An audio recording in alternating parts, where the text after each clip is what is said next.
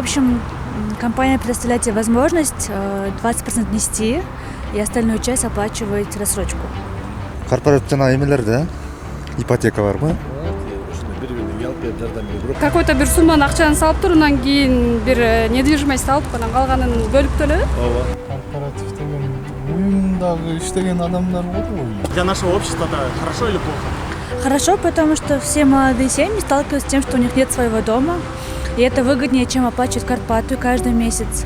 Если это проверенная компания, почему бы и нет? Үй алам деп эле алданып кетип турам дегенде дууп жүрөм да.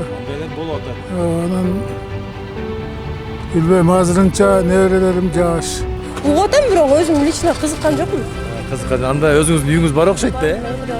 Төлөш керек да, какой-то взнос калганын өкмөт берет. Өкмөт эмес, ушу организация берет ошол да. Конечно, ишенсе болот, эмне ишенбеш керек? Ишениш керек.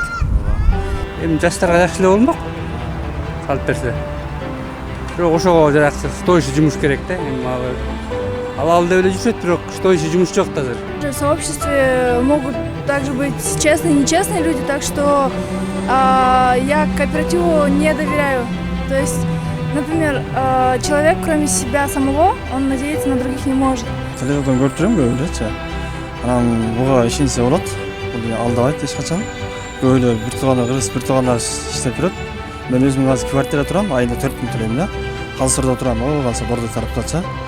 Анан ошо үйлүү бирке тапкан акчам менен жакшы эле табам, иштейм, Кудайга шүгүр. Квартирага кетип калат да. Эми өзүң үйүң болсо, бирке чогулган акчаң, үйгө жумуш жасаң деген ниетим бар да.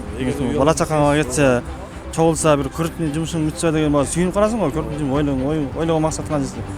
Көптөн бери ойлоп жүрдүм, ушу үйлүү болсам депчи.